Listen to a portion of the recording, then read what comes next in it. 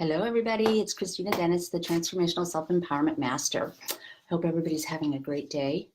I took a few minutes and looked at the last 5 videos and realized I've been doing a lot of pondering and thought processing and discussing different ideas, and I think that's great. I think it's a really wonderful way to show my authenticity, and I plan to continue to do that.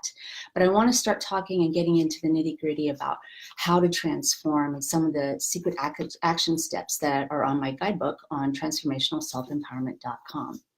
The first action step that I propose anybody do when they're starting a part in their life where they want to transform, and let me back up really quick and let you know that you don't have to have major changes in your life, but let's say you've been very successful for quite some time and you have kind of something that you just can't seem to get over the hump. In the Big Leap, they talk about the sphere of excellence versus the sphere of genius.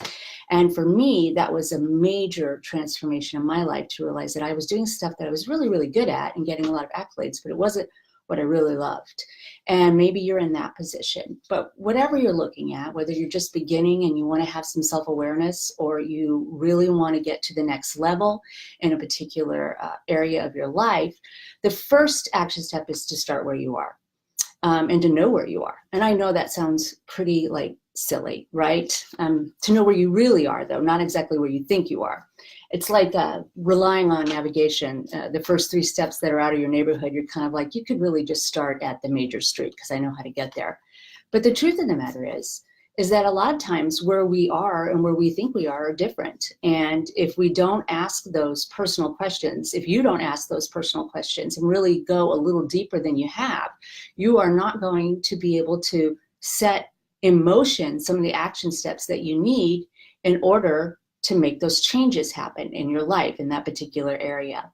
And it isn't as mysterious as people think. Yes, there's some woo-woo in there. Yes, there's inspiration for sure, but there's a lot of steps that we can take based on science and based on what our clues are showing us about ourselves to bring us to that next level. So starting where you are, you've got to figure out where that is. If you've ever stood in front of a mall map, let's say you run into the mall and you're looking for a particular store that you're not used to going to. It's not one of the big stores. The first thing you do is you look for that.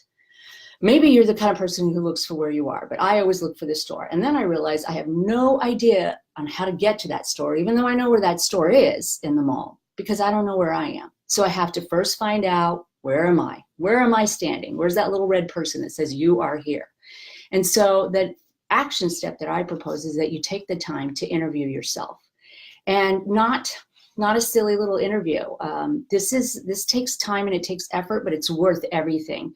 And it starts the foundation of being able to move forward and truly have an honest conversation with yourself. Whether you call it a meeting with yourself, whether you sit down and do assessments. I've seen a lot of information out there about ratings and doing that. And I'm going to propose a little different way of addressing it. And the main reason is because there's a lot of science. In fact, the last scientific research paper that came out was 2014, and it says the pen is mightier than the keyboard. And so even though, if all you're going to have time for is to circle, ratings and do that, okay, go ahead and start with that. Start with something. But I think it takes a lot of effort to actually sit down and write paper to pen. And it says that they took the information from 3 studies that students actually learned more and had a deeper understanding of the material, because typing on a keyboard is rather shallow and it doesn't allow us to interpret necessarily our feelings. So I've known for a long time, and I've been told for a long time by my counselors and my coaches that you needed to handwrite it in order for it to go to head to the heart. And I knew that was true, but I wanted to look up the latest study, and that was of this morning. That was the most recent one that I could find, was just in 2014. It was based on students taking notes on computers or laptops versus handwriting. Students who handwrote did much better on exams, did much better in the classes. So I think if we're going to try to transform ourselves, it's important for us to do the truth and write it out. Start with the where, the what, the when questions. That's super important for you to do that, because don't get caught up in the why, because we're going to talk about why a lot more. If you can really assess yourself come down to like one sentence. We see this in 7 Habits of Highly Effective People, all kinds of books. But I find that if I'm working with somebody or I'm working as a group, I'm going to be a lot more accountable. And what I came down to was that I am a 49-year-old woman. I have a son who's 14. I have a strong faith. I believe in health and fitness. I believe in doing the right thing. I live in Southern California. I have my own coaching mentoring business as well as public speaking. I am in a committed relationship.